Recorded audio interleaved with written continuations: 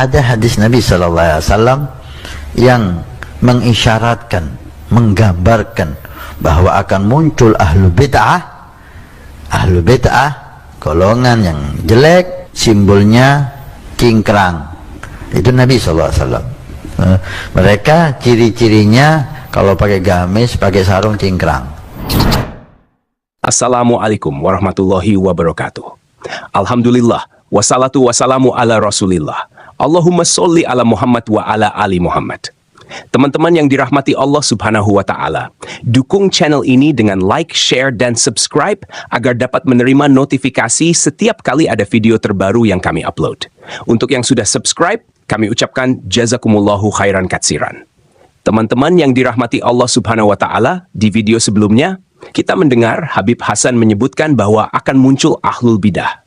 Beliau menjelaskan ciri-cirinya. Salah satunya adalah mereka yang memakai gamis atau sarung cingkrang.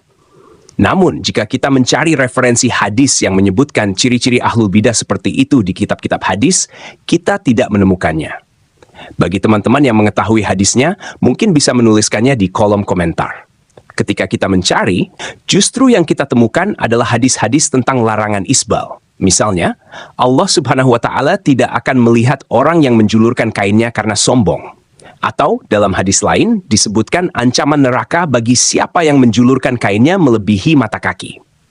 Inilah beberapa hadis Nabi Sallallahu Alaihi Wasallam yang melarang isbal dan lafaz-lafaz hadis lainnya dengan makna yang serupa. Pada video kali ini, mari kita dengarkan penjelasan dari guru kita, Ustadz Khalid Basalamah Hafizahullah, tentang masalah isbal ini. Mari kita simak sampai selesai. فَبِأَيِّ آلَاءِ رَبِّكُمَا تُكَذِّبَانِ. Tentang isbal, apakah keharaman isbal itu mutlak? Karena terdapat muqayyad di salah satu nasnya, yaitu yakni sombong. Juga terdapat qarina bahwa hadis isbal harus diqayyadkan dengan muqayyadnya. Misal Abu Bakar As-Siddiq, lalu Ibnu Mas'ud juga melakukan isbal karena malu betisnya kecil. Sementara Rasulullah SAW tidak mencela atau menegurnya. Ulama fikih sepakat bahwasanya kemutlakan dalil harus dibawa ke qayyidnya. Baik, saya jelaskan begini. Sebelum memahami tentang masalah tadi ya, yang sifatnya diqayyidkan atau muqayyadnya, ini istilah pelakunya dan penyebabnya, gitu kan? Penyebab dia kenapa melakukannya. Kalau dalam memahami masalah isbal, ya, masalah hukum-hukum dalil syar'i, lebih cenderung ulama mengatakan memahami dalil itu secara global dulu. Ada namanya am, umum, ada namanya khas, khusus. Kasus hadis Nabi SAW yang jelas di dalam dosa-dosa besar ada di sini masalah isbal. 3 golongan yang paling berat siksaannya hari kiamat, gitu kan? Yang pertama adalah musbil, orang yang tertutup mata kakinya bagi laki-laki. Yang kedua, orang tua yang berzina. Kemudian riwayat ini mengatakan raja yang pembohong. Kemudian yang ketiga adalah pedagang yang bersumpah palsu untuk melakukan dagangannya, bersumpah bohong atas nama Allah. Intinya adalah orang isbal di sini mutlak, semua dikenain hukum. Tinggal ada kasus-kasus beberapa sahabat. Kasus Abu Bakar, dengarkan baik-baik riwayatnya begini.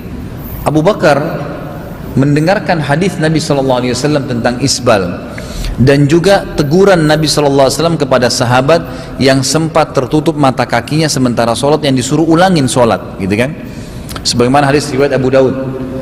Maka Abu Bakar datang kepada Nabi SAW lalu berkata, "Ya Rasulullah, saya kalau sholat," begitu hadisnya ya. Coba baca baik hadis Abu Bakar ini.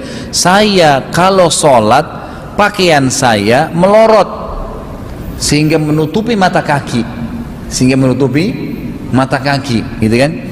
Apakah saya termasuk ancaman tadi?" Kata Nabi SAW, "Tidak."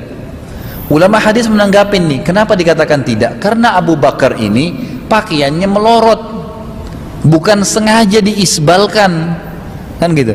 Fahamin poin ini. Kalau kita mengatakan tadi qayyidnya dan muqayyadnya yang mau dibahas, gitu kan, maka tidak masuk dalam bahasan Abu Bakar ini, kan gitu. Karena Abu Bakar di sini bukan sengaja isbal, kemudian Nabi bolehkan, bukan. Kasusnya bajunya melorot. Riwayat Abdullah bin Mas'ud mengisbalkan pakaiannya tidak benar. Tidak benar ini. Nggak ada riwayatnya, di riwayat bohong tentang yang disampaikan Abdullah bin Mas'ud. Abdullah bin Mas'ud bukan isbal, menurunkan bajunya, menutupi betisnya. Begitu, bukan menutupi mata kakinya. Ya, bukan menutupi mata kaki, jadi betis. Kan sahabat-sahabat itu kebanyakan mereka mengikuti sunnah Nabi SAW. Afdalnya baju laki-laki itu kata Nabi SAW adalah nisfus saq, setengah betis. Kalau biasa ulama bilang dari ujung kaki tumit antum kasih 1 jengkal ke atas, itu jadi setengah betis. Di situ yang paling afdal. Tapi boleh di bawahnya yang penting tidak tutupi mata kaki, gitu kan? Itu intinya. Nah, Abdullah bin Mas'ud menurunkan dari betisnya tadi supaya tertutup tapi tidak menutupi mata kakinya. Itu yang ada dalam riwayat yang sahih.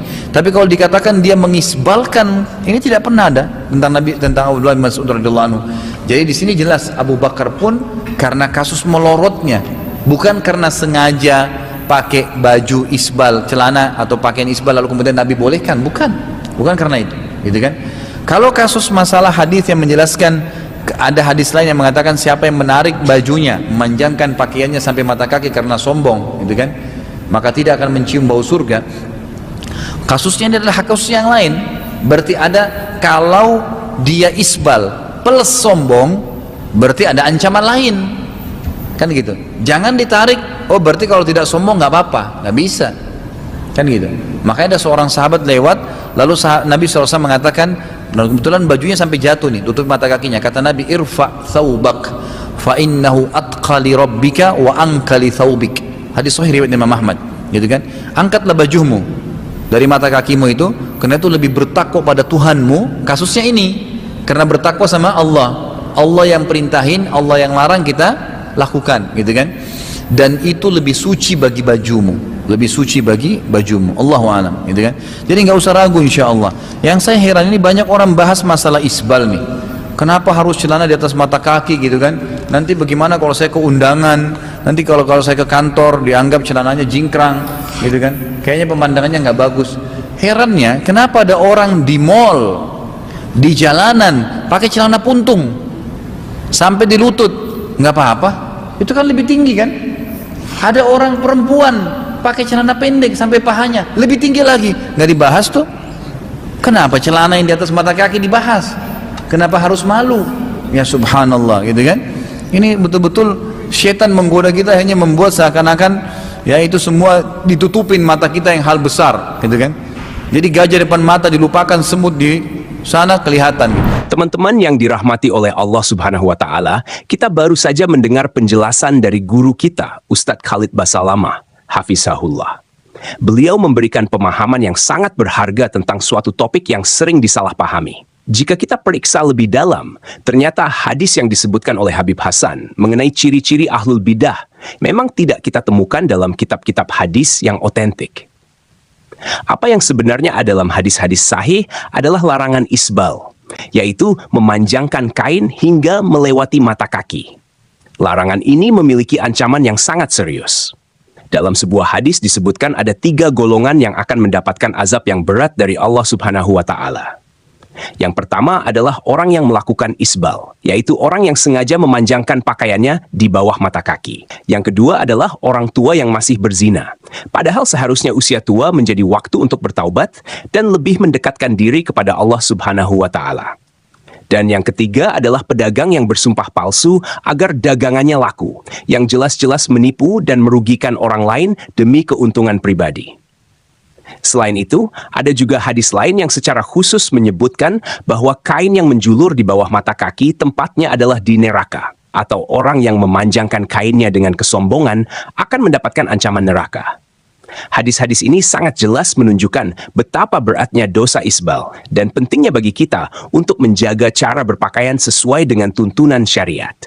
Oleh karena itu, belajar dan memahami hadis-hadis Nabi Shallallahu Alaihi Wasallam sangatlah penting.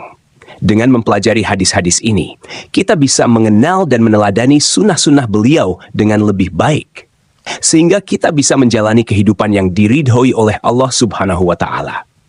Semoga video yang kami bagikan kali ini bisa memberikan manfaat bagi kita semua, menambah pemahaman dan memotivasi kita untuk terus belajar dan mengamalkan ajaran Islam dengan sebaik-baiknya.